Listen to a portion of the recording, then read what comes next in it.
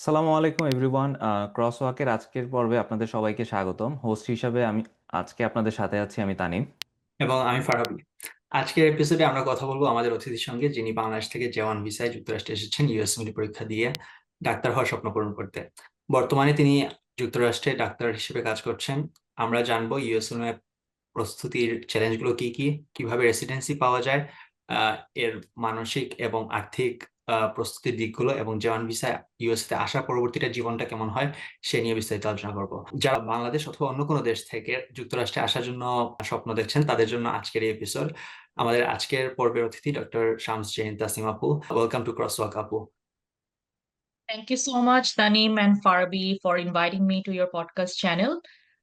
Assalamu alaikum, everyone. আমি Shams Tasnim.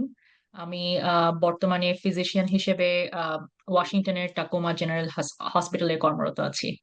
So শুরুতেই আপু আপনার কাছে আমি জানতে চাইবো যে দেশ ছেড়ে ইউএসএ তে আসার এই যে জার্নিটা বা এই প্ল্যানিংটা আসলে আপনার কখন কিভাবে আসলো মাথায় যে আপনি দেশের বাইরে যেতে চান, এবং সেই ক্ষেত্রে ইউএসএ ছাড়া আসলে অন্য কোনো দেশে যাওয়ার চিন্তা বা পরিকল্পনা আপনার ছিল কিনা? আম, আমি তো পড়ালেখা করেছি ঢাকার আর্ম ফোর্সেস মেডিকেল কলেজে। এর আগে আমি এসএসসি কমপ্লিট করেছি, আর এইচএসসি কমপ্লিট করেছি ঢাকার Holy Cross school and college থেকে। আম, যখন আমি মেডিকেলে পড়ি, অ্যারাউন্ড থার্ড ইয়ারে, যখন ফার্স্ট প্রপ দিয়ে থার্ড ইয়ারে উঠলাম, তখন আমি মোটামুটি জি। একটা ক্যারিয়ারের পরবর্তীতে আমি কি করব এটা নিয়ে একটা চিন্তা ভাবনা শুরু করি, বিভিন্ন সিনিয়রদের সাথে কথা বলা স্টার্ট করি। ওটা ছিল একদম শুরুর দিকে, যখন আমি ফার্স্ট চিন্তা ভাবনা শুরু করি যে নেক্সট আমি কি করতে চাই। কারণ থার্ড ইয়ারে উঠে মেডিকেলে সাধারণত আমাদের হসপিটালে যে ওয়ার্ডে যাওয়াটা শুরু হয়, মানে ডিরেক্ট পেশেন্ট এনকাউন্টারটা আমাদের থার্ড ইয়ার থেকেই স্টার্ট হয়। সো মেডিসিন, সার্জারি, গাইনোকোলজি, এই ধরনের বিভিন্ন ডিপার্টমেন্টে আমরা যাওয়া তখন স্টার্ট করি। মোটামুটি একটা আইডিয়া ডেভেলপ হয় যে আমরা মানে কোন সেক্টরে আমার ইন্টারেস্টটা বেশি। সো আমি দেখি যে আমার মেডিসিনটা কম্পারেটিভলি অন্যান্য সেক্টরের চেয়ে ভালো কম্প্যাটিবল মনে হচ্ছে আমার সাথে। তো আমি মেডিসিনে ক্যারিয়ার করার জন্য চিন্তা ভাবনা শুরু করি। আমি যেহেতু আর্ম ফোর্সেস মেডিকেলে ছিলাম, আমার অ্যাক্সেস ছিল অনেক সিনিয়রের সাথে যারা বর্তমানে হুম হুম আর্মিতে ডাক্তার হিসেবে কর্মরত আছে। আম, এছাড়া অন্যান্য অনেক সিনিয়র যারা আমাদের অ্যালুমনাই ছিল, তারা বিভিন্ন বিসিএস ক্যাডারও ছিল। খুবই কম সংখ্যক ছিল। আমি আর্ম ফোর্সেস মেডিকেলের 12তম ব্যাচের স্টুডেন্ট। তো তার আগে 11টা ব্যাচের মধ্যে আমাদের অ্যাকচুয়ালি স্যাম্পল সাইজ খুবই কম ছিল যারা বিদেশে ক্যারিয়ার করেছে। ম্যাক্সিমামই দেখা যেত হয়তো দেশের মধ্যেই আছে অথবা আর্মিতে জয়েন করেছে। তো এক দুইটা যেরকম সিনিয়র আমি পেতাম, একটু যোগাযোগ করার চেষ্টা করতাম। এছাড়া অন্যান্য মেডিকেলের কলেজের সাথে আমি যোগাযোগ করার চেষ্টা করতাম। সব মিলিয়ে আমার অ্যাকচুয়ালি ইউএসএমএল এর প্রতি একটা আগ্রহ তৈরি হয়। এটা আমার পার্সোনাল ইন্টারেস্ট, বলতে গেলে পার্সোনাল ইন্টারেস্টের সাইডটা। সেকেন্ড সেকেন্ড অফ অল, আমার অ্যাকচুয়ালি অনেক ফ্যামিলি মেম্বার ইউএসএ তে তখন ছিল। হুম হুম। সো কিছুটা ফ্যামিলির কথা চিন্তা করেও আমার ডিসিশন নেওয়া যে আমি ইউএসএ তে ক্যারিয়ার পার্সিউ করতে চাই। সো থার্ড ইয়ারে আমি নীলক্ষেত থেকে কিছু বই কিনে আনি ইউএসএমএল এর, অ্যান্ড কিছুটা উল্টে পাল্টে বই দেখা স্টার্ট করি। বাট ফাইনাল আমার অ্যাকচুয়ালি আইডিয়াটা একদম কনক্রিট হয় ইন্টার্নশিপের সময়। অ্যান্ড আমার স্পাউস যখন ওর সাথে বিয়ে হয়, তখন ও পিএইচডি করতে ইউএসএ তে আসে। So that's when hmm it I made the final decision যে আমি ইউএসএমএল পার্সিউ করব ইন্টার্নশিপের পর থেকে। আচ্ছা আপু। তো আপু, আপনি মেনশন করলেন যে থার্ড ইয়ারে আপনার প্রথম চিন্তাটা আসছে, বাট হয়তো ইন্টার্নশিপের সময় আপনি ভাবে এটার জন্য প্রস্তুতি নেওয়া শুরু করেছেন। এই ইউএসএস তে প্রস্তুতির টাইমলাইনের ক্ষেত্রে স্টেপ গুলা কি কি, এবং এটার ক্ষেত্রে কোন স্টেপের পরিকল্পনা আপনি কিভাবে করেছিলেন, এটা সম্পর্কে যদি সংক্ষেপে আমাদের মানে একটা আইডিয়া দিতেন আমাদের দর্শকদেরকে। ইউএসএমএল এর আমি যখন ফার্স্ট চিন্তা ভাবনা শুরু করি, আহ, বইগুলো উল্টে পাল্টে আমার মনে হয় কারিকুলামটা অ্যাকচুয়ালি আমাদের হুম মেডিকেল কলেজে যেভাবে পড়ানো হয় সেখান থেকে কমপ্লিটলি ডিফারেন্ট। মানে ওদের কোয়েশ্চেনের স্টাইলটা, কিভাবে প্রিপারেশন নিতে হবে, এটা কমপ্লিটলি ডিফারেন্ট আমাদের প্রফের সাথে আমরা যেভাবে পড়ালেখা করি সেটা থেকে। সো যদিও আমি মানে তখন কিছুটা আইডিয়া বা চিন্তা ভাবনা শুরু করেছিলাম যে আমি ইউএসএমএল দিতে পারি, বাট দুই টাইপের পড়ালেখাটা আমার পক্ষে কম্বাইন করাটা পসিবল হচ্ছিল হুম না, কারণ আমাদের মেডিকেল সিস্টেমের পড়ালেখাটা কমপ্লিটলি ডিফারেন্ট রাদার দেন ওদের কোয়েশ্চেনিয়ার বা ওদের পরীক্ষার সিস্টেমটা। সো তখন আমি মোটামুটি ওই জিনিসটা একটা হোল্ডেই রাখি। তো ইউএসএমএল তে আমি যখন দেই তখন টোটাল ৪ টা স্টেপ ছিল। ইউএসএমএল স্টেপ 1, স্টেপ 2 এর মধ্যে ২ টা পার্ট, সিকে ক্লিনিক্যাল নলেজ আর একটা হচ্ছে সিএস ক্লিনিক্যাল স্কিলস। হুম, ক্লিনিক্যাল স্কিলস এক্সামটা ছিল ডিরেক্ট পেশেন্ট এনকাউন্টার এবং ওটা বাধ্যতামূলক যে ওটা ম্যান্ডেটরিলি ইউএসএ তে এসেই দিতে হবে ইন পারসন। আর বাকি ২টা এক্সাম অনলাইনে দেয়ার সিস্টেম ছিল এবং এখনো আছে। আর ইউএসএমএল স্টেপ 3 সেটা ম্যান্ডেটরি না রেসিডেন্সিতে অ্যাপ্লিকেশনের জন্য। রেসিডেন্সিতে ঢোকার ১ম ২ বছরের মধ্যে ওই এক্সামটা দেয়া যায়। আম তো এটা ছিল হচ্ছে ইউএসএমএল এর স্টেপস। তো আমি যখন ইন্টার্নশিপের ফার্স্ট অফ অল আমি অনেককে দেখেছি যে ইউএসএমএল তে ইন্টারেস্টেড। বাট মাইন্ডটা সেট করতে যে আমি অ্যাকচুয়ালি ইউএসএমএল দিব, এই ডিসিশনটা নিতেই আসলে অনেক দেরি হয়ে যায় বা এটাই হচ্ছে ফার্স্ট স্টেপ। যে ইউএসএমএল পাস করার জন্য ফার্স্ট স্টেপ হচ্ছে মাইন্ডটাকে সেট করা যে আমি ইউএসএমএল দিব এবং এটার জন্য অ্যাকচুয়ালি সিরিয়াসলি প্রিপারেশন নেওয়া স্টার্ট করব। আম আমার কাছে যে ফার্স্ট ব্যারিয়ারটা মনে হয়েছিল যখন আমি মেডিকেল স্টুডেন্ট ছিলাম সেটা হচ্ছে access to right people and access to correct information.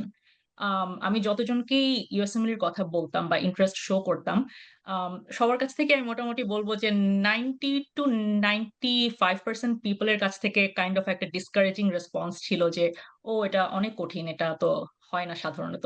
O green card না থাকলে আসলে ইউএসএমএল পাওয়া যায় না।" অথবা ইউএসএমএল তো অনেকেই দেয় কিন্তু রেসিডেন্সি পাওয়া যায় না। এরকম অনেক ডিসকারেজিং ইনফরমেশন ছিল। সো হুম, মানে আমি কিভাবে আগাবো সেটা আমার কাছে কোনো মানে রাইট পাথওয়েটা ছিল না। বাট ইন্টার্নশিপের সময় আমি I came across right people. আমি আ নেটে অনেককে randomly কনট্যাক্ট করা স্টার্ট করি, যাদেরকে আমি চিনতাম যে তারা USMLE তে ডক্টর হিসেবে আছে অথবা প্রিপারেশন নিচ্ছে currently. USMLE step 1 preparation forum নামে USMLE ফেসবুকে একটা গ্রুপ আছে। সেখানে ওয়ার্লডের মোটামুটি বিভিন্ন দেশ থেকে যারা বর্তমানে USMLE এক্সামের প্রিপারেশন নিচ্ছে বা এক্সাম কারেন্টলি দিচ্ছে, ওরা নানান রকম ইনফরমেশন শেয়ার করে। সো ওটা খুবই অ্যাক্টিভ একটা forum, like per day 100 plus post হয়। বিভিন্ন প্রিপারেশন আ কোয়েশ্চেন, ট্যাকটিক্স বা current information, current exam questions বিভিন্ন রকম ওরা ইনফরমেশন শেয়ার করে। সো ওই গ্রুপটা থেকে আমি মোস্টলি যেটা হেল্পফুল ইনফরমেশন ওটা পাওয়া স্টার্ট করি। এছাড়া শুধুমাত্র বাংলাদেশীদের জন্য একটা হুম, গ্রুপ আছে USMLE ফর বাংলাদেশিস ফেসবুকে। আ ওটা হচ্ছে ইউএসএমএল তে মানে ইউএসএ তে বর্তমানে ডক্টর হিসেবে আছেন। তারা এমন কয়েকজন মিলে এই গ্রুপটা খুলেছেন যখন তারা ইউএসএমএল প্রিপারেশন নিচ্ছেন। বিকজ তাদের কাছে মনে হয়েছে যে এটা একটা খুব বড় ব্যারিয়ার হুম। বাংলাদেশীদের জন্য access to right information. So ওখানে অনেক ইনফরমেশন রাইটফুল কনট্যাক্টস বা রাইট পিপল এর কনট্যাক্টস শেয়ার হয়। সো এই ২ টা গ্রুপ থেকে আমি অনেক হেল্প পেয়েছি। এই গ্রুপের থ্রুতে আমি অনেক পিপল এর কনট্যাক্টস পেয়েছি যাদের সাথে আমি আম মোটামুটি যোগাযোগ করে অনেক ইনফরমেশন পাই এবং ইন্টার্নশিপে আমি মোটামুটি মাইন্ড সেট করি যে আমি প্রিপারেশন নেওয়া স্টার্ট করব। সমস্ত ম্যাটেরিয়ালস গুলা কিনি এবং ওই অনুযায়ী প্রিপারেশন নেওয়া স্টার্ট করি। এটা আপু আসলে অনেক ইম্পর্ট্যান্ট একটা কথা বলছেন যে access to right people and access to right information. So এটা আসলে অনেক বড় একটা ব্যারিয়ার যে কোনো প্রফেশনের ক্ষেত্রে আমি বলবো যে আমরা যখন এক্সপ্লোর করা শুরু করি তখন দেখা যায় যে অনেকেই বলে যে এটা অনেক কঠিন, এটা হবে না, বা এইভাবে গেলে সামনে অনেক বাধা আসতে পারে, অনেক চ্যালেঞ্জেস থাকবে। So that's true.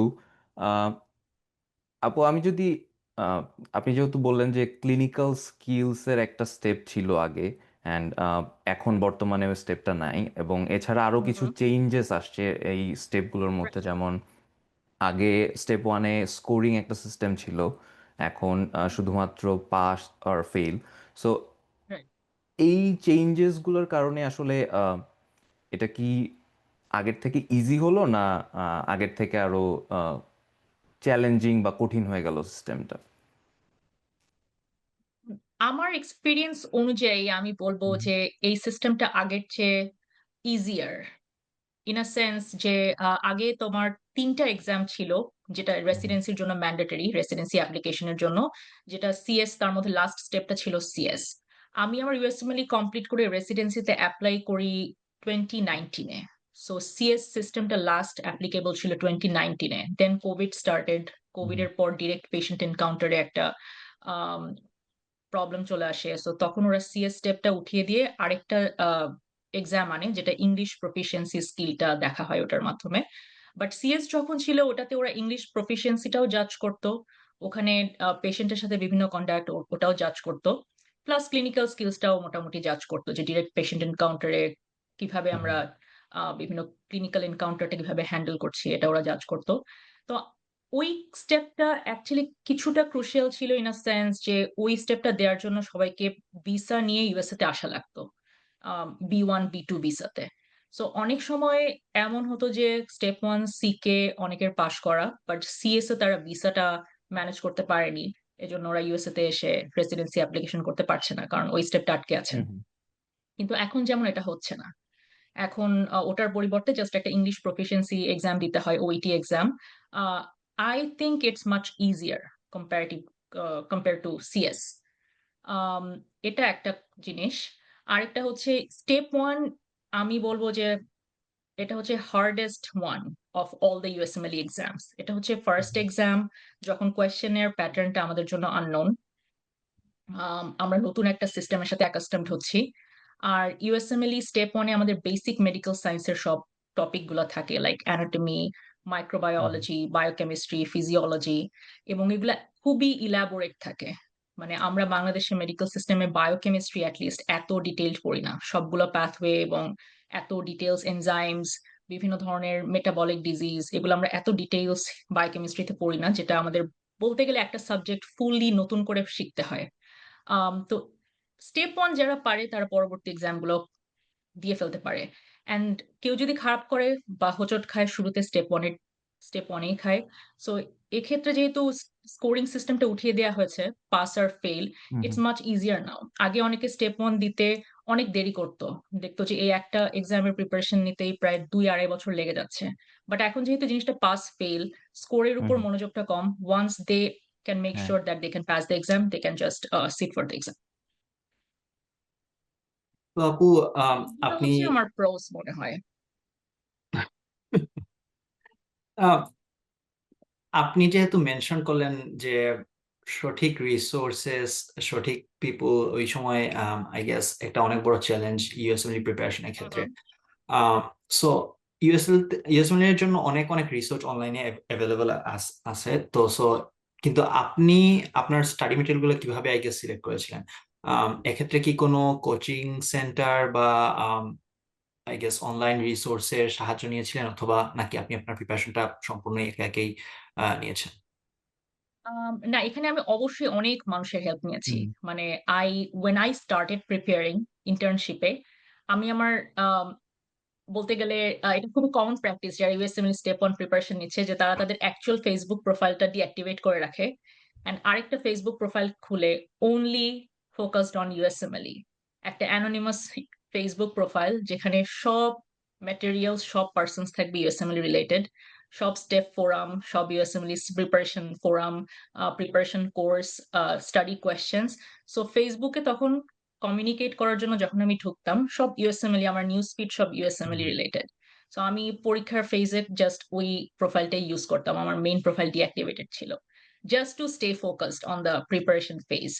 Um I would say আমার প্রিপারেশনের টার্নিং পয়েন্ট ছিল when I came across a senior in Bangladesh যে recently step 1 and step 2 CK pass hmm, করেছিল। বাট আনফরচুনেটলি সে সিএস এর জন্য ভিসা অ্যারেঞ্জ করতে পারেনি। সো সে হুম, final স্টেপটা দেওয়ার জন্য ইউএসএ তে আসতে পারছিল না। বাট সে তখন ইউএসএ তে রেসিডেন্সি ইউএসএ সরি বাংলাদেশে তখন রেসিডেন্সি করছিল। এবং হুম, আম I always like mention his name everywhere. Rakib Hasan ভাইয়া উনি কার্ডিওলজিতে তখন বাংলাদেশে রেসিডেন্সি করছিল এবং উনি একটা অনলাইন কোর্স স্টার্ট করে তখন just to guide people who are preparing for step 1 and step 2 সিকে। উনি মোস্ট লাইকলি ধানমন্ডিতে এক জায়গায় ইন পারসন ক্লাসও নিত। হুম, তো আমি অনলাইন কোর্সটাতে এনরোল করেছিলাম। And that was the turning point of my preparation phase. আমি স্টেপ 1 এ উনার ৯ মাসের একটা কোর্স করেছিলাম। উইকে উনি ১ বা ২ দিন ক্লাস নিত প্রায় ২-২.৫ ঘন্টার। ওটাতে উনি ফুল আরকি সব সাবজেক্ট গুলা ৯ মাসে কভার করার চেষ্টা করত। সো আমি আমার প্রিপারেশন স্টার্ট করি 2017 এর জানুয়ারিতে। সো তখনই আমি উনার প্রোগ্রামে এনরোল করি। 2017 এর জানুয়ারি টু সেপ্টেম্বর আমি উনার কোর্স কমপ্লিট করে নিজে আরো কয়েক মাস পরে এক্সাম দেই হচ্ছে 18 এর মার্চে। তারপর আমি 2nd এক্সামটা দেই 2019 এর মার্চে। তারপর আমি ইউএসএ তে আসি। ইউএসএ তে এসে 3rd এক্সামটা দেই মেতে, 19 এর মেতে আর এপ্লাই করি 2019 এর সেপ্টেম্বরে। সো যখন আমি স্টেপ 1 পাস করে ফেলি, তখন আমার মধ্যে একটা আসলে কনফিডেন্স ডেভেলপ করে যে, না আমি স্টেপ হুম, 2 হুম, সিকেও পারবো। দেন স্টেপ 2 সিকের জন্য আমি আসলে একাই প্রিপারেশন নিয়েছি। আর প্রিপারেশন ম্যাটেরিয়াল গুলার জন্য আমি যে বললাম যে স্টেপ 1 ফোরামে রিসেন্টলি পিপল যারা এক্সাম দিচ্ছে তারা কোন ম্যাটেরিয়াল গুলা ফলো করছে, ওগুলা আমি ফলো করতাম। ওগুলা আমি নোট ডাউন করে প্লাস মাইনাস করে নিজে সবগুলো অনলাইনে এভেইলেবল আছে। কিছু কিনতেও হয়। আম হুম, কিছু আমি নীলক্ষেত থেকে সব বই এভেইলেবল আছে। ওখানে বই যেগুলা কেনার কিনেছি। একটা কোয়েশনিয়ার আছে যেটা হচ্ছে মানে মাস্ট ফর ইউএসএমএল এক্সাম সেটা হচ্ছে আ ইউওয়ার্ল্ড বলে। ইউওয়ার্ল্ড এর সাবস্ক্রিপশন কিনতে হয়। আম 3 মান্থস সাবস্ক্রিপশন আছে, 6 মান্থস সাবস্ক্রিপশন আছে, 1 ইয়ার সাবস্ক্রিপশন আছে। সো আমি সাবস্ক্রিপশন বাই করে তখন কোয়েশ্চেন গুলো সলভ করি। কিছু কোয়েশনিয়ার আছে নিজেকে জাজ করার জন্য যে আমি এখন প্রিপারেশন এর কোন ফেজে আছি এবং আমার রিয়েল এক্সাম সিমুলেট করে ওই কোয়েশ্চেন গুলা। হুম, হুম। এনবিএমই কোয়েশ্চেন বলে।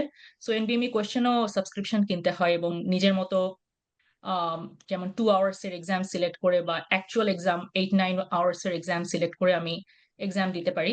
এবং ওখানে যে কোয়েশ্চেনটা দেয় সেটা প্লাস মাইনাস আমার রিয়েল এক্সামকে কিরকম স্কোর পেতে পারি সেটা সিমুলেট করে। সো আমি তারপর থেকে আসলে ওই question bank and online materials এর উপরে ডিপেন্ডেন্ট ছিলাম। সো আপু, আপনি যেহেতু টাইমলাইনটা মেনশন করলেন এবং almost around 9 months are 10 months এর মধ্যেই আপনি হচ্ছে স্টেপ 1 ক্লিয়ার করলেন। এই স্টেপ 1 এবং স্টেপ 2 এর ক্ষেত্রে আসলে আপনি আপনার প্রিপারেশনটা কেমন ছিল? মানে কিভাবে আপনি স্টেপ 1 এর ক্ষেত্রে প্রিপারেশন নিলেন এবং স্টেপ 2 এর ক্ষেত্রে আসলে কি ধরনের প্রিপারেশন ছিল আপনার? স্কিল পয়েন্ট ছিল মেইনলি সব বেসিক সায়েন্স।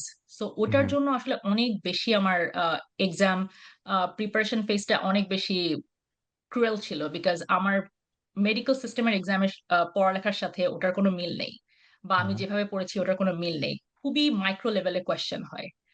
মানে একদম জেনেটিক্যাল লেভেলে। আ সো প্রতিটা সাবজেক্টই খুবই ইলাবোরেটলি পড়তে হয়। বাট ইউএসএমএল এ পড়তে গিয়ে আমার আসলে মনে হয়েছে কখনো আমার খারাপ লাগেনি। ইটস লাইক ওদের এক্সাম সিস্টেমটা এমন যে মেমোরাইজ করা লাগবে না।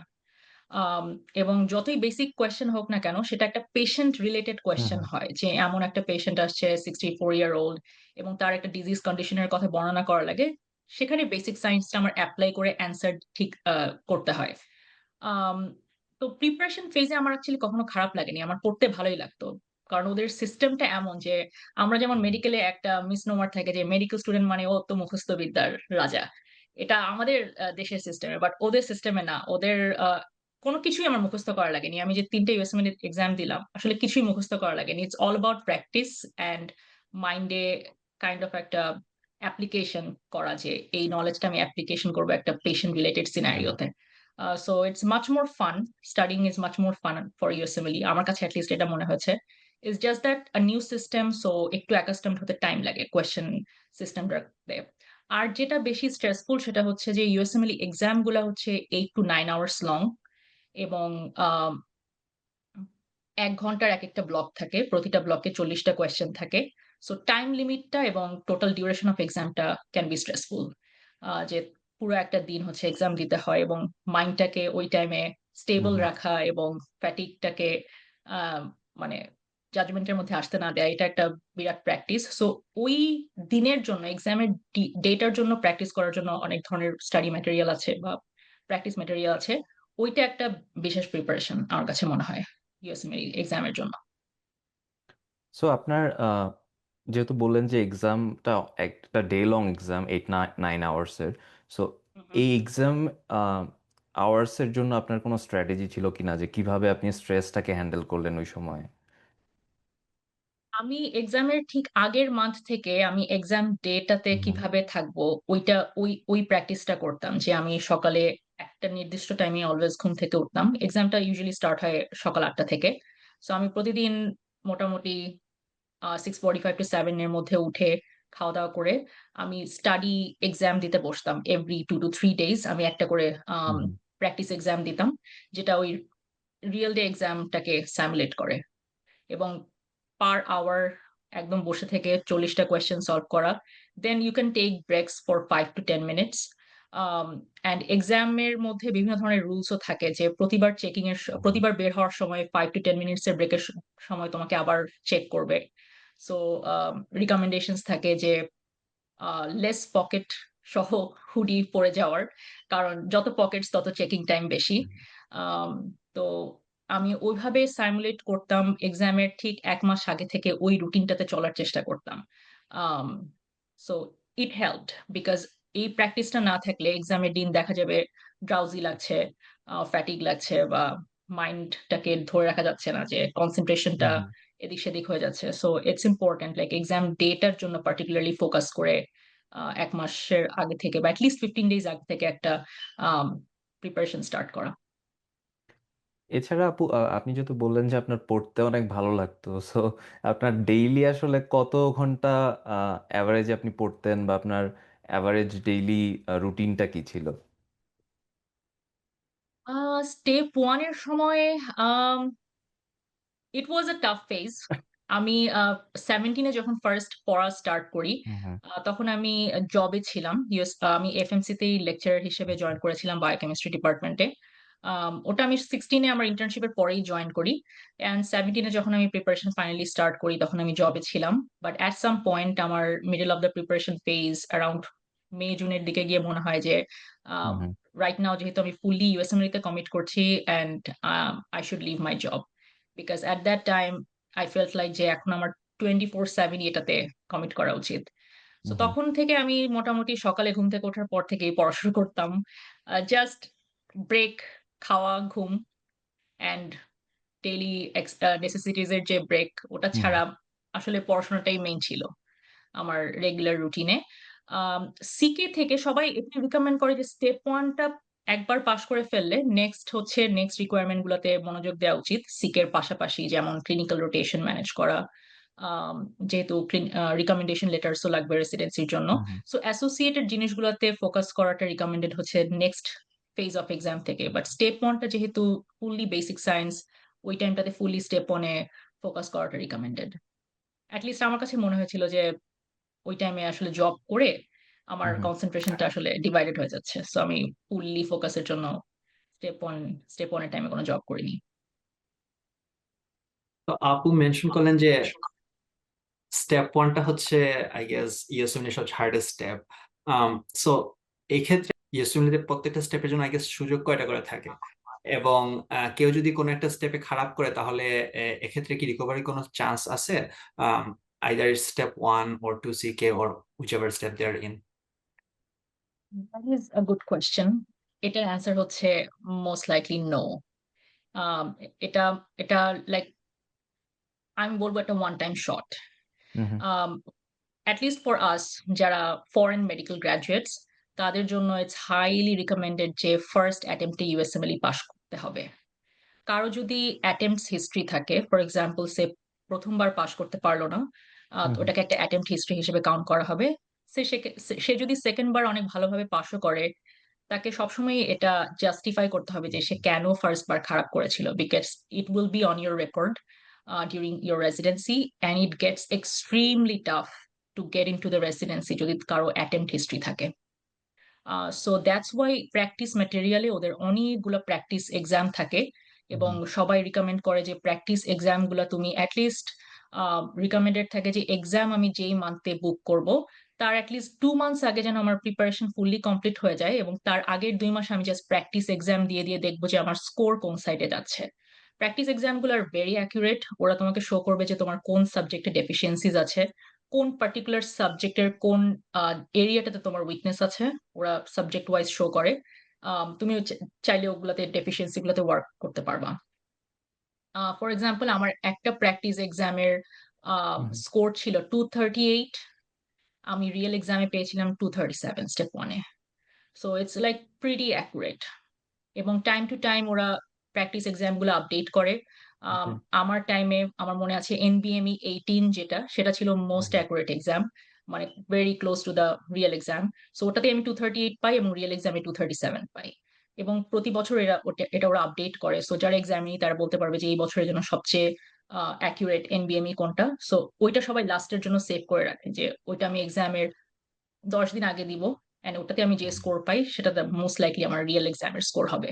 এবং কেউ যদি এনবিএমএ তে ফেইল করতে থাকে, ইটস হাইলি রিকমেন্ডেড যে সে এক্সামে না বসুক বা এক্সামের ডেটটা পিছাক।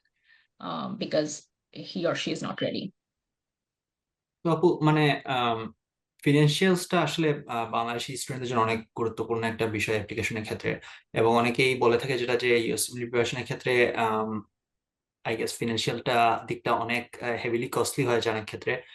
আম, আপনি মেনশন করেছেন এখানে অনেকগুলো বই রিসোর্স ইউজ করতে হয়, অনেকে কোচিং করেছেন আপনি, ই ওয়ার্ল্ড এর সাবস্ক্রিপশন, এনবিএমই সাবস্ক্রিপশন।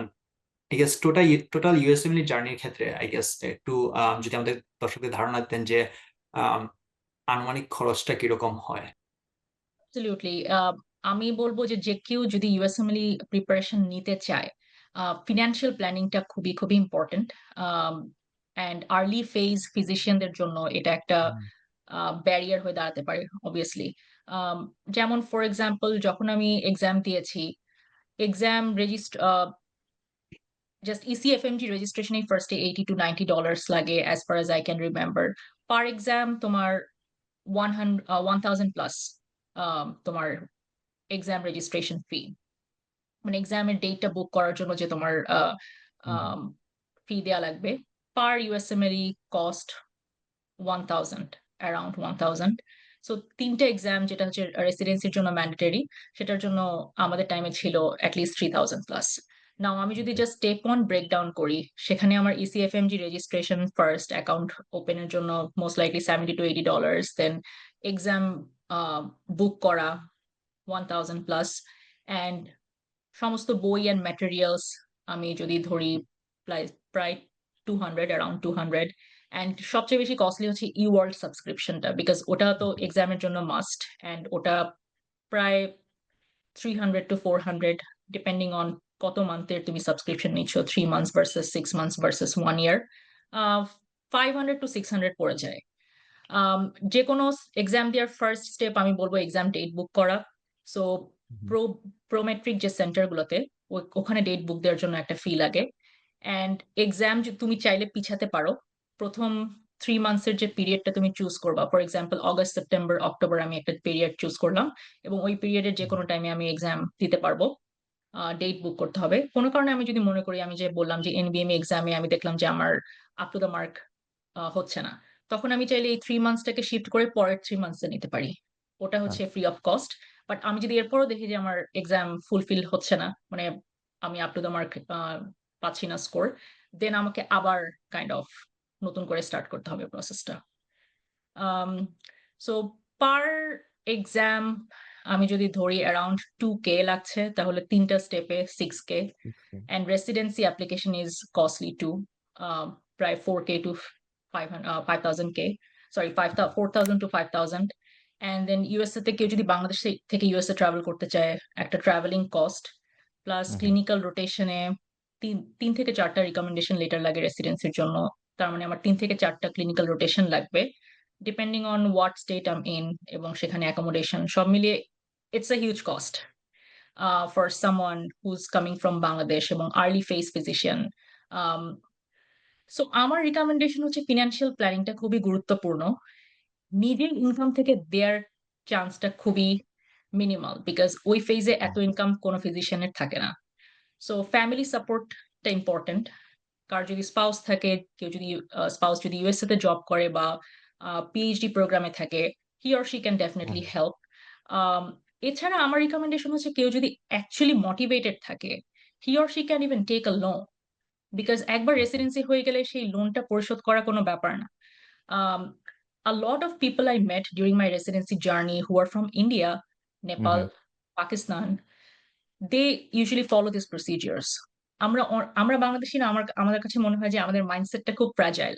আমরা মনে করি যে অনেক ব্যারিয়ারে আমরা খুব ইজিলি ডিসকারেজড হয়ে যাই। They are very brave compare to us. ওদের অনেক ব্যারিয়ার থাকে, বা ফিনান্সিয়াল যে বললাম এই ব্যারিয়ার গুলা, এটাকে ওরা কোনো ব্যারিয়ারই মনে করে না। ওরা মনে করে যে if I'm eligible to pass the exam, this is not a barrier at all. আমি লোন নিব, and আমি একবার রেসিডেন্সি পেয়ে লোন পরিশোধ করে দিব, বিকজ একবার রেসিডেন্সি পেয়ে গেলে you can pay off this loan in 2 or 3 months max. So financial planning টা ইম্পর্টেন্ট। আমি যদি কারোর কাছে কোনো হেল্প পাই, কোনো family member, spouse, that would be ideal. If not, I think the backup option could be taking a loan from somebody. So এটা আসলে আপু অনেক ইম্পর্টেন্ট একটা ফ্যাক্টর যে ইন্ডিয়ানরা বা আমি যদি চাইনিজদের কথাও বলি, ওরা আসলে অনেক বেশি, আমি বলবো যে আমাদের থেকে অনেক বেশি কনফিডেন্ট এবং অনেক বেশি ওদের রিস্ক টেকিং অ্যাটিটিউডটা আসলে অনেক বেশি। অনেক ওরা, বেশি। হ্যাঁ, এবং ইভেন আমি যখন মাস্টার্স করতে আসি আমার সাথে ইন্ডিয়ান যারা ছিল ওদেরকে দেখতাম যে ওরা মাস্টার্সের জন্য লোন নিয়ে আসছে এখানে, এবং এরপরে স্টেম ওপিটিতে 3 ইয়ার্সের মধ্যে ওর ফার্স্ট টার্গেটটাই থাকে যে আমি লোন পে অফ করব। সো এবং ইন্ডিয়াতে আই গেস এই জিনিসটা এখন অনেক বেশি কমন যে ব্যাংকগুলো আসলে ইন্টারন্যাশনাল স্টুডেন্টদেরকে লোনটা দিচ্ছে, যেটা বাংলাদেশে আমি বলবো যে খুবই কম অপরচুনিটিটা, এবং ক্ষেত্র বিশেষে অ্যামাউন্টটাও আসলে খুব বেশি না। মানে আপনাকে ইউএসএ তে রাইট। আসার ক্ষেত্রে হয়তো হেল্প করবে বাট কমপ্লিটলি কাভার করবে না, যেটা ইন্ডিয়াতে ওদের স্টুডেন্টদের ক্ষেত্রে আমি যেটা দেখছি যে ওদের কমপ্লিট খরচটাই কাভার হচ্ছে।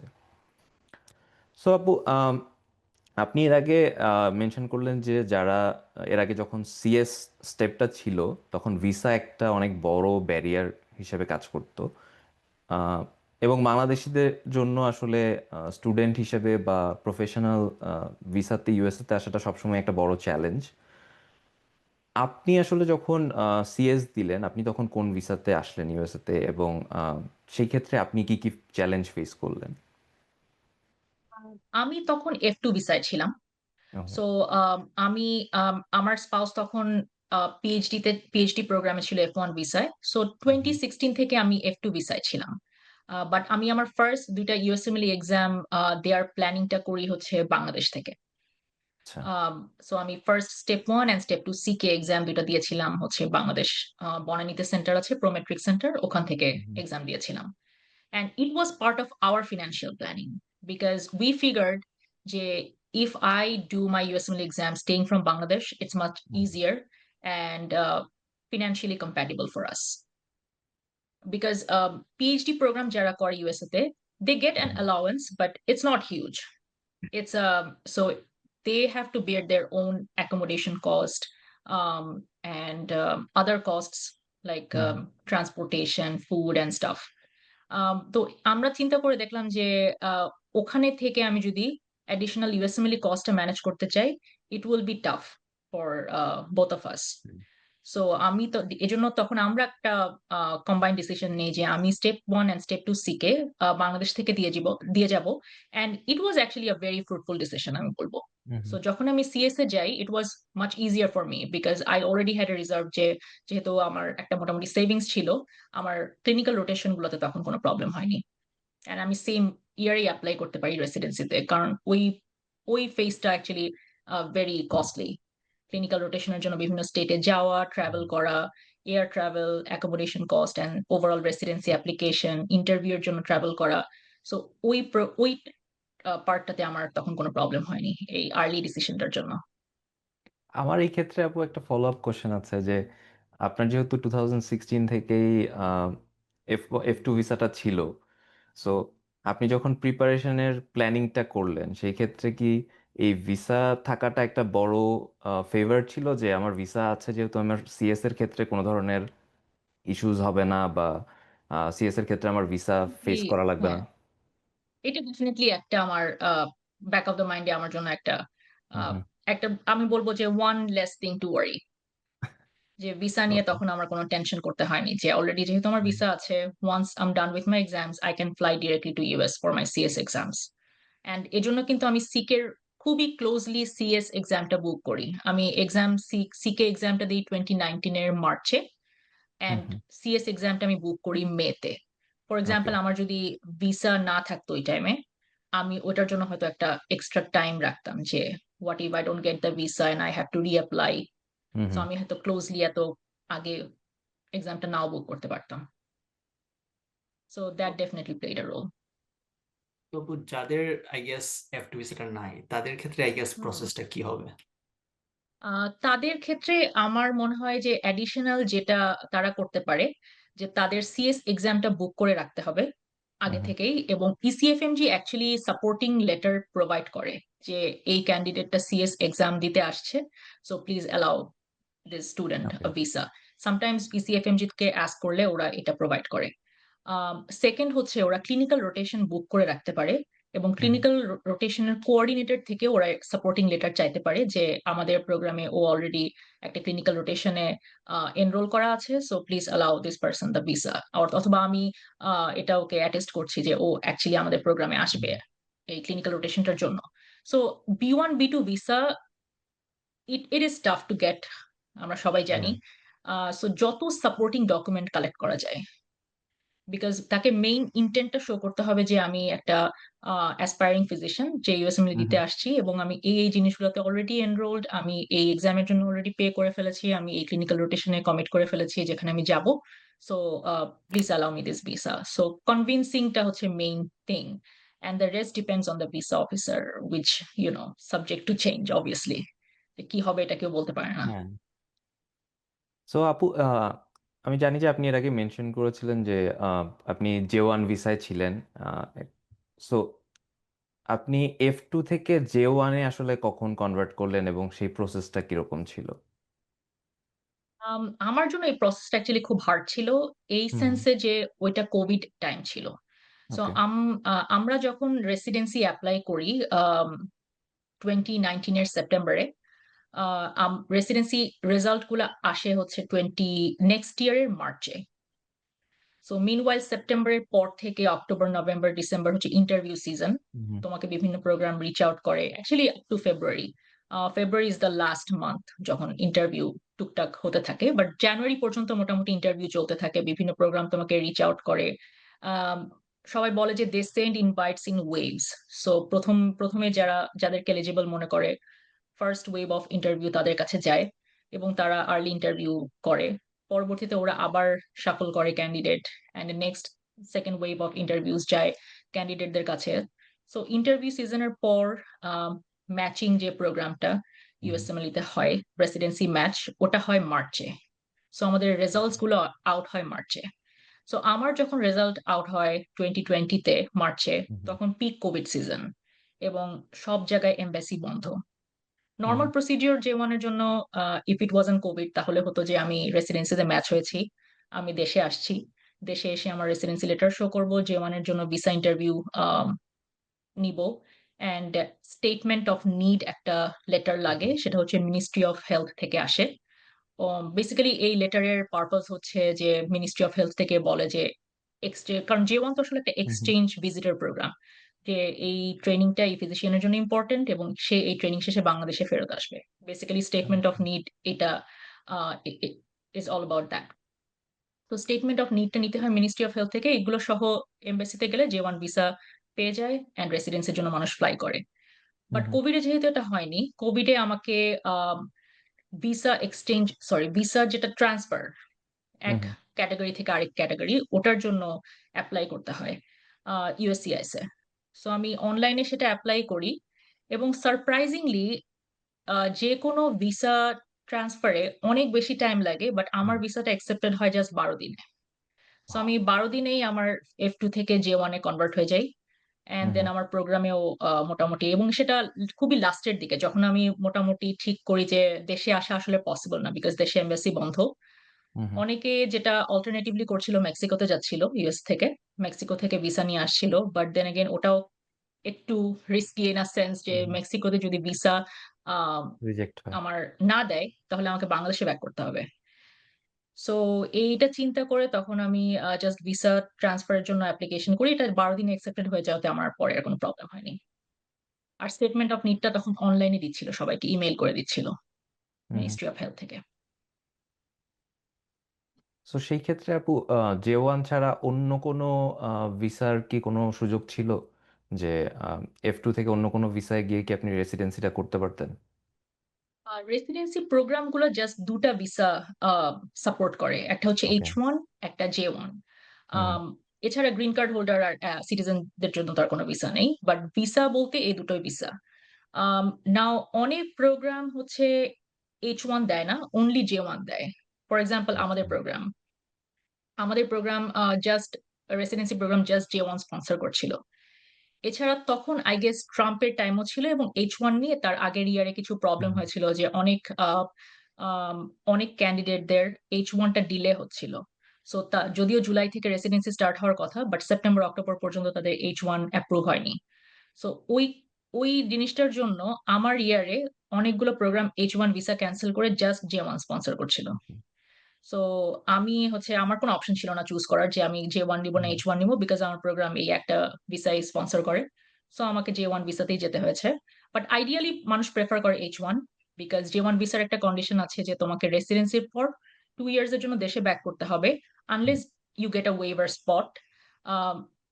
ওয়েভার স্পট মিনস তোমাকে কোনো ইউএস এর আন্ডার সার্ভড এরিয়াতে কোন একটা হসপিটালে 3 ইয়ার্স এর জন্য সার্ভ করতে হবে। It is not hard to get because there are a lot of hospitals in underserved areas, because pretty much no one goes back hmm. to their home country after residency. আমি বলবো 100% of us যারা J1 ভিসায় residency করেছি, we could manage the waiver spot. It's not a big deal.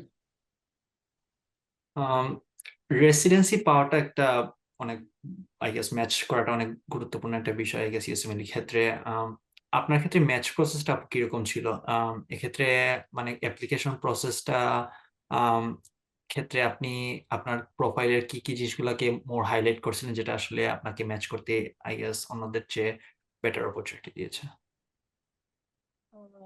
Residency হচ্ছে আমাদের ultimate goal ইউএসএমএল এর। হুম, মানে আমি স্টেপ 1 যে প্রিপারেশন স্টার্ট করলাম, আমি স্কোর কেমন করব, স্টেপ 2 সিকেট আমি কবে দিচ্ছি, স্কোর কেমন করব, সিএস টা কবে দিচ্ছি, কিভাবে পাস করব, সবকিছু কিন্তু leads to one goal, that is getting a residency spot or securing a hmm, residency spot.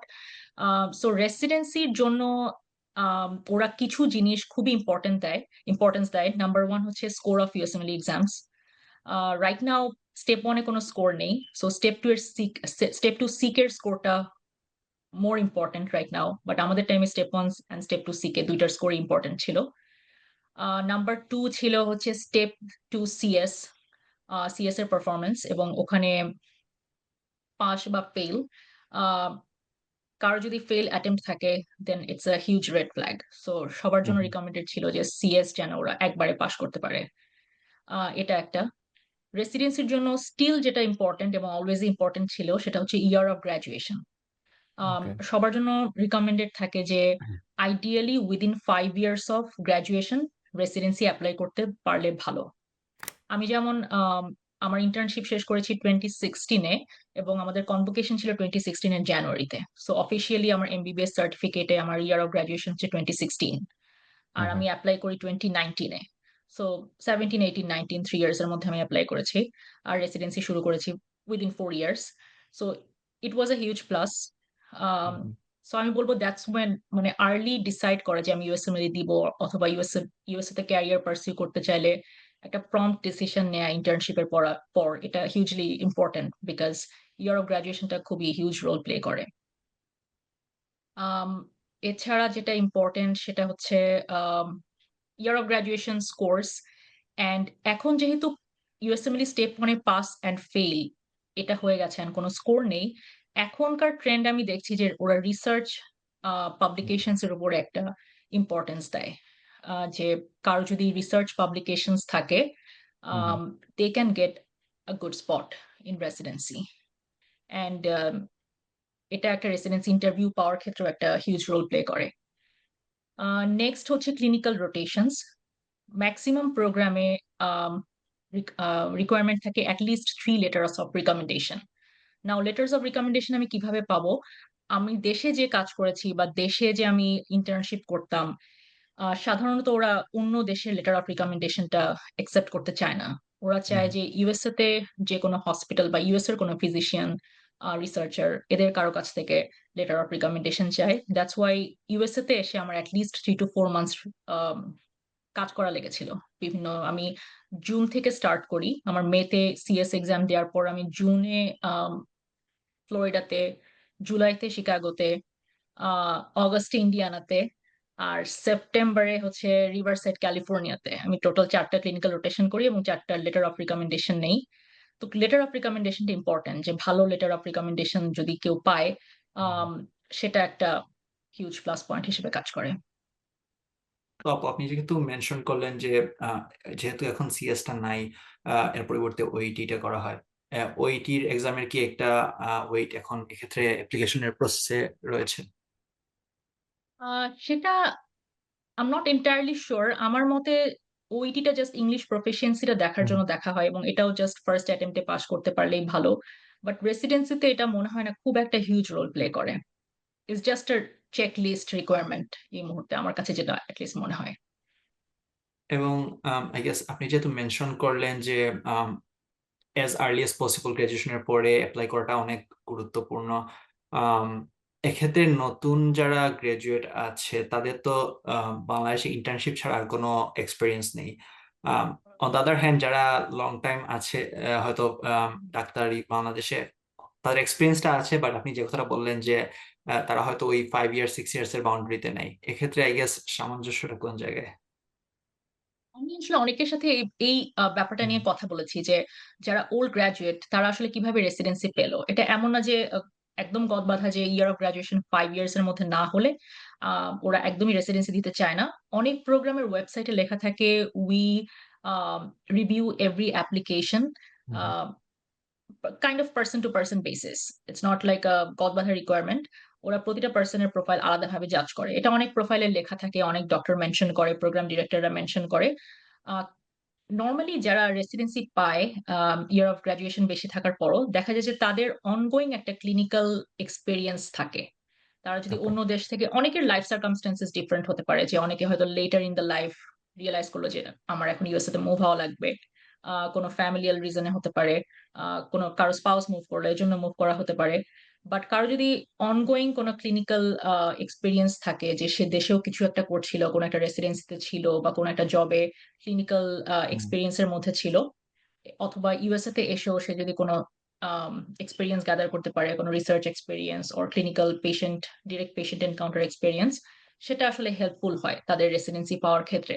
Basically ওদের গোলটা হচ্ছে যে যেহেতু রেসিডেন্সির পর সে ডিরেক্ট পেশেন্ট কন্ট্যাক্টে যাবে, কারো যদি পেশেন্ট এনকাউন্টারে বিরাট গ্যাপ থাকে, it can be a barrier for proper okay practice.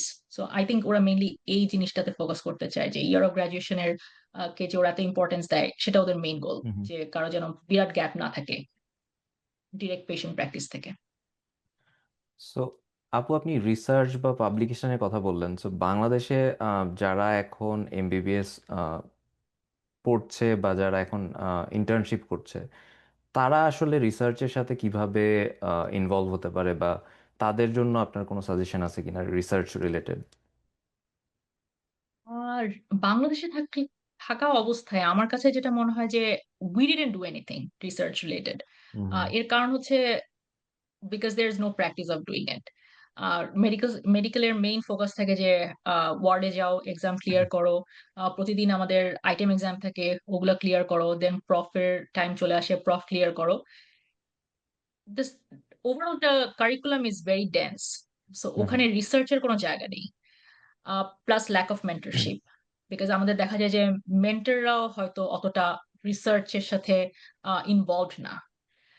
But it's actually not hard, because আমরা বাংলাদেশে কিন্তু খুবই রেয়ার অ্যান্ড অনেক ধরনের ক্লিনিক্যাল কেস দেখি, হুম অনেক ধরনের পেশেন্ট দেখি। রিসার্চ আমি মানে প্রথমে ইউএসএ তে এসে যে কয়টা করেছি, আমার কাছে মনে হচ্ছে এই টাইপের জিনিস তো আমি বাংলাদেশে অনেক করে আসছি। মানে এই ধরনের পেশেন্ট কেস তো আমি বাংলাদেশে অনেক দেখেছি, বাট নোবডি গাইডেড আস যে এই পেশেন্টটাকে নিয়ে একটা কেস হিস্ট্রি লিখে ফেলো অ্যান্ড ইমেইল করে দাও কোনো একটা জার্নালের এডিটরের কাছে। হুম সে হুম হয়তো অ্যাপ্রুভ করতে পারে তার নেক্সট কনফারেন্সে, নেক্সট এডিটোরিয়াল বা নেক্সট কনফারেন্সে কোনো একটা পোস্টার প্রেজেন্টেশনের জন্য। It's actually not hard, but আমার মনে হয় ল্যাক অফ প্রপার গাইডেন্স বাংলাদেশের স্টুডেন্টদেরকে, বাংলাদেশি স্টুডেন্টদের এই জিনিসগুলো বা সিভি ডেভেলপ হয় না। বাট আমার মনে হয় মানে কেউ যদি প্রপারলি গাইড করতো, ইট ওয়াজন্ট দ্যাট হার্ড। এক্ষেত্রে বাট আপু কেউ যদি প্রোঅ্যাক্টিভ হয়। রিসেন্টলি যে ট্রেন্ডটা হয়তো আমি অনেকের কাছে শুনছি যে অনেকে হয়তো এমপিএইচ করে যাওয়ার আগে, অথবা পাবলিকলি অ্যাভেলেবল ডাটা দিয়ে হয়তো আপনি যে কথাটা বললেন হয়তো ই বুক বা এই টাইপের কিছু ক্রিয়েট করে হয়তো সাবমিট করার ট্রাই করছে। আহ, এসব আই গেস ভালোই একটা হেল্প করবে যদি ইন কেস তারা ওই পাবলিকেশনটা করতে পারে।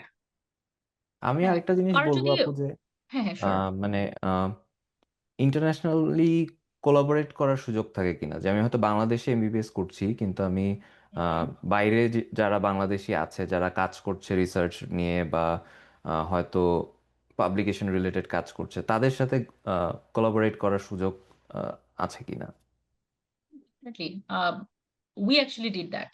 ওকে। আমি যখন ফার্স্ট রেসিডেন্সিতে স্টার্ট করি তখন হুম প্রসপেক্টিভ যে রেসিডেন্ট স্টুডেন্টস প্রসপেক্টিভ যে ইউএসএমএলই অ্যাসপিরেন্টস যারা ছিল অথবা অলরেডি এখানে ফিজিশিয়ান হিসেবে আছে এদের বিভিন্ন কোলাবোরেশন গ্রুপ আসলে চলতে থাকে। কেউ যদি রিসার্চে ইন্টারেস্টেড হয়, কেউ যদি কোনো ইউনিভার্সিটি প্রোগ্রামে থাকে তাহলে পার্সোনালি রিচ আউট করতে পারে যে আমি কোলাবোরেট করতে চাই। There are several like lot of opportunities available যদি কেউ হুম হুম। ইন্টারেস্টেড থাকে। সো কোলাবোরেশন সুযোগ অবশ্যই আছে। যেকোনো নোন কনট্যাক্ট কে যদি ইমেইল করা হয় তাহলে আমার মনে হয় এই ধরনের অপরচুনিটিস কাজে লাগাতে পারে।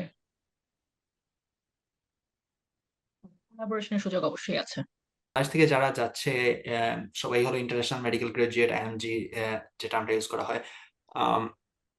আই গেস অন্যান্য দেশের সাথে তুলনা করলে আসলে রেসিডেন্সি পাওয়াটা কিরকম কম্পিটিটিভ? কারণ আহ, এই যে আপনি যে কথাটা বললেন যে বাংলাদেশে হয়তো ওই লেভেলের এখনো সুযোগটা গড়ে ওঠে নাই, বাট ইন্ডিয়া, নেপাল, অন্যান্য দেশে ওরা এই সব দিক থেকে, রিসার্চের দিক থেকে হয়তো ওদের পোর্টফোলিওটা অনেক স্ট্রং করে ফেলে, ওদের প্রিপারেশন স্টেজটা অনেক আগে থেকে স্টার্ট হয়। আমার টাইমে আমি বলবো it wasn't a great picture, but hmm hmm. it's improving. It's much improved now. আমাদের টাইমের 2020 versus 2025 now, number of residency success is more. মানে more people are getting into residency these recent years. এর একটা কারণ আমার কাছে মনে হয় যে they are much more aware at this time and access to information, access to right people এই জিনিসটাও এখন অনেক বেড়ে গেছে। রিসেন্টলি যারা রেসিডেন্সি পাচ্ছে তারাও ইনফরমেশনটা সার্কুলেট করার চেষ্টা করছেন নেক্সট অ্যাপ্লিকেন্টদের মধ্যে। So they are much more aware now. So না, সংখ্যাটা অনেক বেশি বেড়েছে আগের চেয়ে। আমি একটা স্ট্যাট দেখছিলাম এমনি যে J1 ভিসাতে ইউএসএ তে রেসিডেন্সি করতে আসার যে স্ট্যাটটা, সবার প্রথমে আই গেস ইন্ডিয়া অ্যান্ড হুম অন্যান্য কান্ট্রি ইজ এক্সপেক্টেড, বাট আমি দেখলাম ৪ নাম্বারেই হচ্ছে নেপাল এবং ফুল লিস্টে আসলে বাংলাদেশের কোথাও নাম নেই। এর কারণ হচ্ছে হুম। number of applicants and number of people getting into residency compared to our population এই সংখ্যাটা এখনো অনেক কম। বাট গত কয়েক বছরের তুলনা করলে আস্তে আস্তে সংখ্যা অনেক বাড়ছে বাংলাদেশিদের রেসিডেন্সি পাওয়ার রেটটা। সো ওভারঅল নাম্বারটা is improving every year, but অন্যান্য দেশের কম্প্যারিজনে আমার মনে হয় it's still very less. So আপু আপনি মেনশন করেছিলেন যে আপনি যখন এখানে ক্লিনিক্যাল রোটেশন গুলো করেন সেই সময় আপনি F2 তে ছিলেন। সো এছাড়া কি কোনো ধরনের যাদের মনে করেন ক্লিনিক্যাল রোটেশন করার হয়তো সুযোগটা নাই, তাদের জন্য কি অবজারভারশিপ বা এক্সটার্নশিপ করার কোনো এক্সট্রা সুযোগ আছে কিনা? আমি আসলে ক্লিনিক্যাল রোটেশন যতগুলো করেছিলাম ওগুলো সবই অবজারভারশিপ ছিল। আচ্ছা। অবজারভারশিপই ম্যাক্সিমাম ছিল। নরমালি এক্সটার্নশিপ বলে ওদের আরেকটা কারিকুলাম আছে যেটা হুম হুম। কেউ মেডিকেল স্টুডেন্ট থাকা অবস্থায় করতে পারে। এটা ইন্ডিয়ানরা অনেক আসে। ওরা ওকে। মেডিকেল স্টুডেন্ট থাকা অবস্থায় মেডিকেল স্কুল থেকে 1 or 2 মান্থস এর একটা ছুটি নিয়ে, লিভ নিয়ে হুম হুম। ওরা আমেরিকায় ক্লিনিক্যাল রোটেশন করতে আসে। সো ওই জিনিসটা আমার আগে জানা ছিল না। বাট ওটা করতে আসলে আরো বেশি অ্যাকচুয়ালি লাভ এই সেন্সে যে ওটা মোটামুটি হ্যান্ডস অন এক্সপেরিয়েন্স থাকে। আর অবজারভারশিপ যেটা সেটা আমি একটা ফিজিশিয়ানের সাথে তাকে শ্যাডো করব, বাট আমার direct hands on patient experience হবে না। বিকজ ওদের হিপা হুম হুম। কমপ্লায়েন্স এর জন্য এটা ওরা অ্যালাউ করে না। But it still counts, each experience counts. So আমার ৪টা রোটেশনই ক্লিনিক্যাল অবজারভারশিপ ছিল, হুইচ মিনস আমি একটা ডক্টরের সাথে তাকে শ্যাডো করতাম। হুম হুম।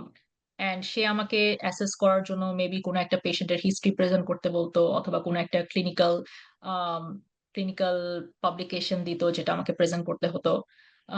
এই ধরনের এক্সপেরিয়েন্সের উপর জাজ করে ওরা লেটার অফ রিকমেন্ডেশনটা দিত।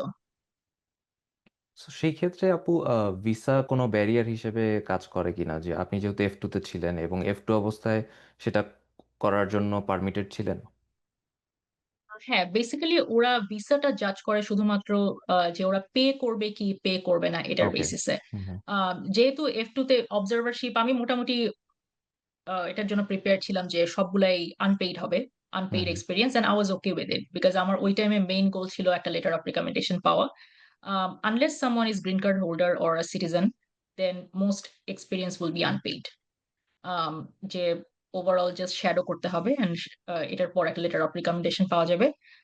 বাট এক্ষেত্রে ভিসাটা ব্যারিয়ার না, যেহেতু সবগুলোই আনপেইড হুম পজিশন, সো ভিসাটা এক্ষেত্রে ব্যারিয়ার না। আর এক্সটার্নশিপের ক্ষেত্রে যারা যাদের কথা বললেন যে ইন্ডিয়া থেকে আসে বা অন্যান্য দেশ থেকে আসে, তাদের ক্ষেত্রে কি B1 B2তেই কাজ করতে পারে নাকি ডিফারেন্ট কোনো ভিসা ক্যাটাগরিতে যাওয়া লাগে তাদের? নর্মালি সবাই আমার জানা মতে B1 B2 তেই আসে। যদি কারো ও গ্রিন কার্ড না থাকে তাহলে সবাই হুম ভিসা, ক্লিনিক্যাল, যে যে জায়গায় ম্যানেজ করে সেখান থেকে একটা সাপোর্টিং লেটার দেয়, এন্ড ওটা দিয়ে সবাই ক্লিনিক্যাল ভিসা অ্যাপ্লাই করে। এবং এটাও আনপেইডই কি থাকে নাকি এটার ক্ষেত্রে পেমেন্টের কোনো মোস্টলি সুযোগ আছে? Unpaid. Okay. Mostly unpaid, sometimes hmm you have to pay to get the uh experience. Okay. হ্যাঁ, এরকম অ্যাকচুয়ালি অনেক এজেন্সি আছে যে হ্যাঁ হ্যাঁ they they will, you have to reach out to them যে আমার একটা ক্লিনিক্যাল এক্সপেরিয়েন্স লাগবে, and they would okay charge you like maybe 2K or 3K to get your position, যে তোমাকে আমি এই মান্থে এই ডক্টরের সাথে রোটেশন হুম ম্যানেজ করে দিব। সো আই উড সাজেস্ট যে পারলে এ ধরনের এজেন্সি অ্যাভয়েড করা, এন্ড হুম কোনো হুম ডক্টরকে কেউ যদি পার্সোনালি চিনে থাকে তাহলে তাকে ডিরেক্ট ইমেইল করা যে আমি এরকম রেসিডেন্সি অ্যাপ্লিক্যান্ট এন্ড আমার একটা clinical, currently I am looking for position for clinical experiences, তোমার যদি কোনো অ্যাভেলেবিলিটি থাকে তাহলে আমি কি তোমাকে শ্যাডো করতে পারি কিনা। সো এভাবে অনেক ফিজিশিয়ান অ্যাকচুয়ালি রিচ আউট করতে হবে। কেউ যদি বলে যে হ্যাঁ আমার অ্যাভেলেবিলিটি আছে, then you can get a position. So আপু, as an international medical graduate আসলে রেসিডেন্সির ক্ষেত্রে কোন স্পেশালিটিটা বেছে নেওয়াটা ইজিয়ার, আর কোনটা আসলে আপনাকে রেসিডেন্সির ক্ষেত্রে হেল্প করতে পারে? উম, আমি বলবো যে যার অ্যাকচুয়ালি যে সাবজেক্টে প্যাশন হুম তার ওখানে যাওয়া উচিত। আম, আমি অনেককে পেয়েছি যারা সার্জারিতে অ্যাপ্লাই করতে চায়, but surgery is hard to get into.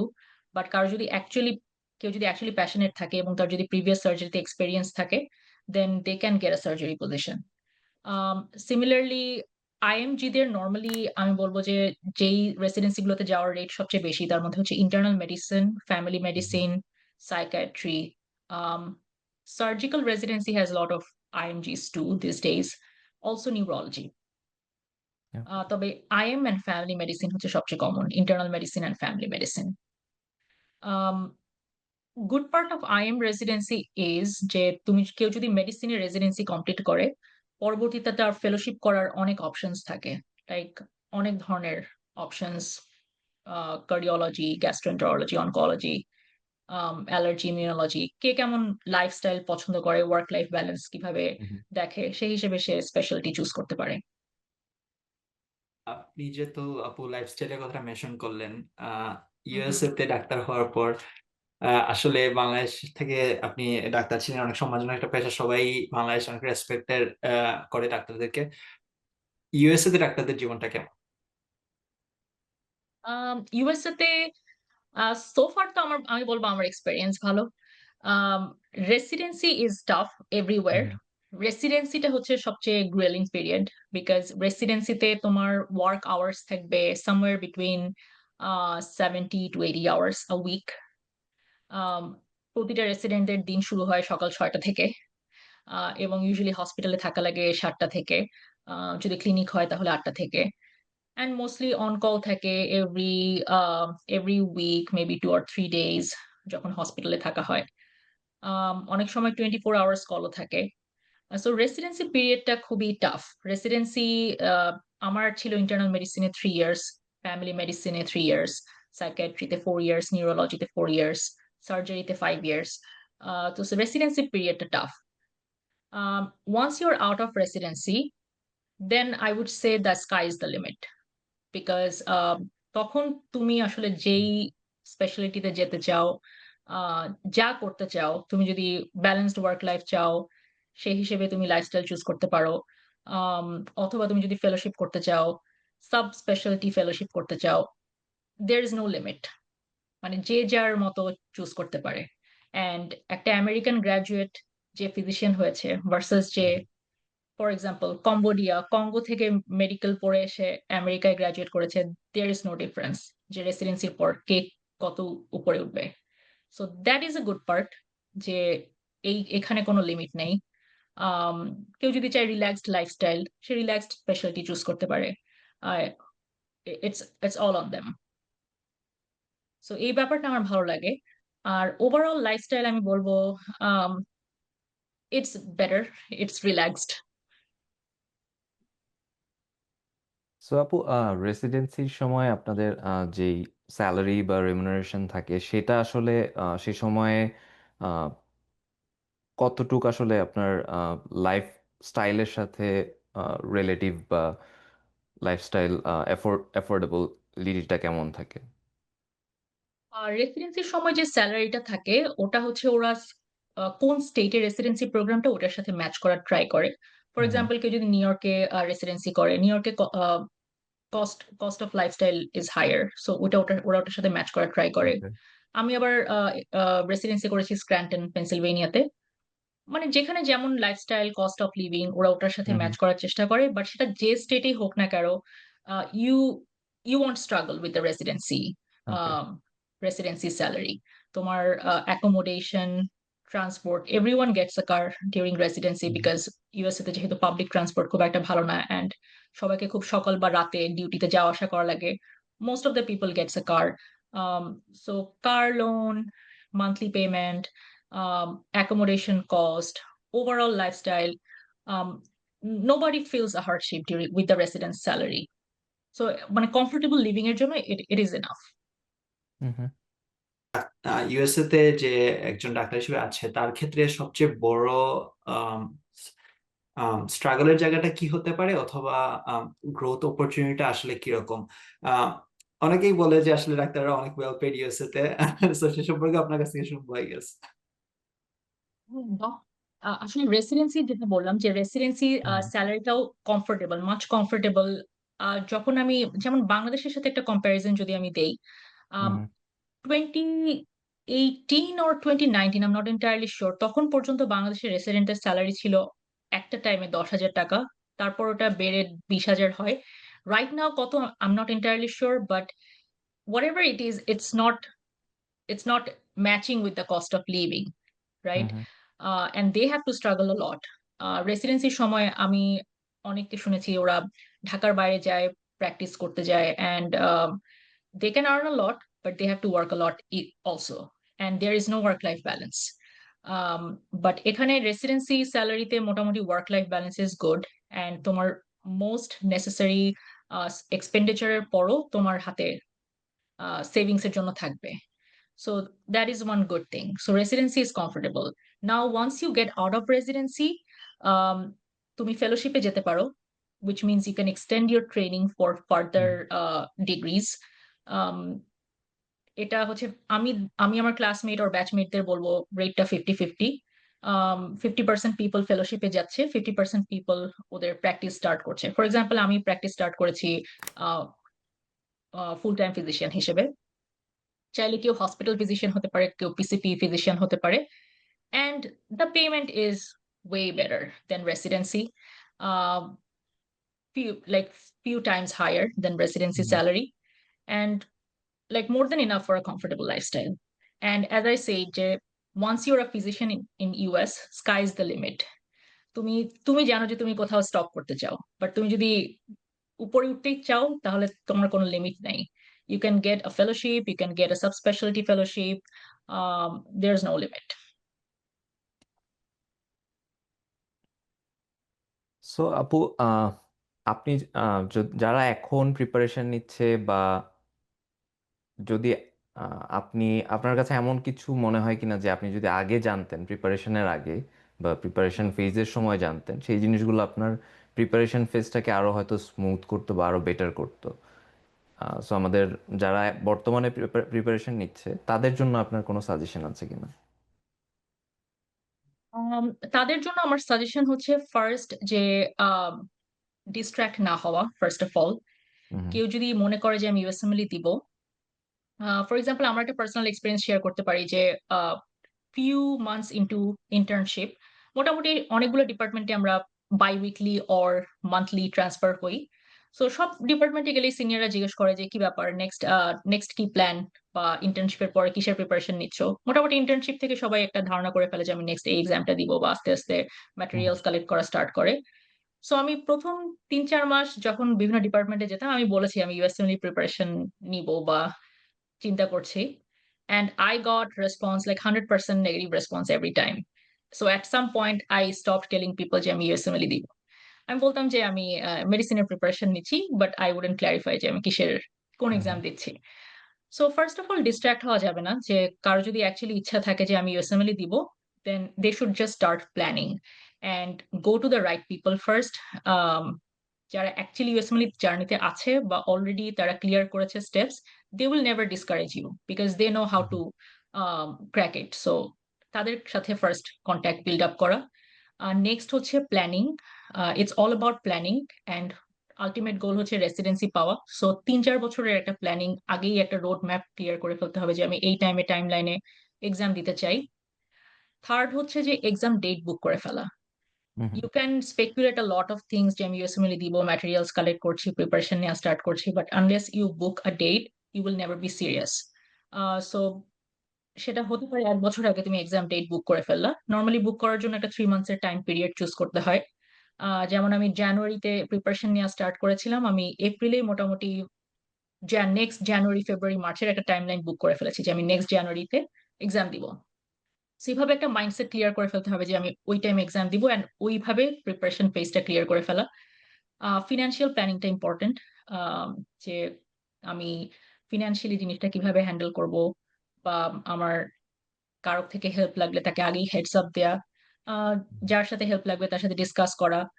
Family হেল্পটা ওই টাইমে খুব ইম্পোর্টেন্ট বিকজ ফ্যামিলি সাপোর্ট বা স্পাউস সাপোর্ট ছাড়া ওটা এক্সাম গুলা সাউন্ড ভাবে দেয়াটা পসিবল না। সো ওই জিনিসটা মেইনটেইন করা। আর দেন হচ্ছে once you are done with step 1, I would recommend যে বিভিন্ন ডক্টরদের সাথে USA তে কনট্যাক্ট বিল্ড আপ করা। বিকজ রেসিডেন্সির জন্য নেটওয়ার্কিংটা খুব important. Hmm, Once you get the clinical rotations, manage everything, letter of recommendations, and apply for residency, next জিনিসটা হচ্ছে interview পাওয়া।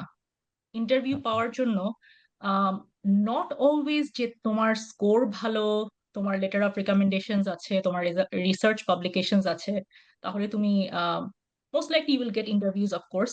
But sometimes if you don't have all the things, contacts can help to get some interviews. And the more interviews you have, the chances are more that you'll get into residency because um, match প্রোগ্রামটা হচ্ছে যে প্রোগ্রামও তোমাকে rank করবে, তুমিও প্রোগ্রামকে rank করবে। So তোমার হাতে যতগুলো ইন্টারভিউ তোমার রেসিডেন্সিতে ম্যাচ হওয়ার প্রবাবিলিটি ততটা বেশি। So right contacts can get you interviews. And residency অ্যাপ্লিকেশনের পর ইন্টারভিউ স্কিলস ডেভেলপ করাটা ইম্পোর্টেন্ট। সো আমি যেটা করতাম যে আমি বিভিন্ন র‍্যান্ডম USMLE স্টেপ 1 ফোরামে বিভিন্ন র‍্যান্ডম অ্যাপ্লিকেন্টদের সাথে জুম মিটিং এ ইন্টারভিউ হুম, হুম, বিভিন্ন কোয়েশ্চেনস প্র্যাকটিস করতাম। um, just to get accustomed যে আমি একটা random person বা random stranger যখন আমাকে কোনো কোয়েশ্চেন করছে আমি সেটা কিভাবে হ্যান্ডেল করছি রেসিডেন্স রিলেটেড ইন্টারভিউজ। সো এই ধরনের যে একটা প্ল্যানিং এটা শুরুতেই করে ফেলা বেটার। টাইমলাইনটা সবচেয়ে বেশি ইম্পর্টেন্ট যাতে ইয়ার অফ গ্র্যাজুয়েশনটা আমার একটা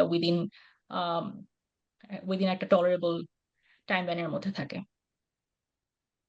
আপু অনেক অনেক ধন্যবাদ আমাদের সাথে আপনার জার্নিটা শেয়ার করার জন্য এত সুন্দরভাবে।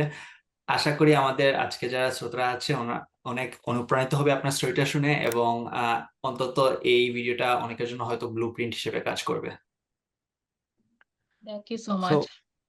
আপনি যদি বাংলাদেশ থেকে আমাদের শুনে থাকেন এবং নিজের ইউএসএমএলই জার্নির জন্য প্রিপারেশন নিচ্ছেন, আশা করি এই এপিসোড আপনার জন্য অনেক হেল্পফুল হবে।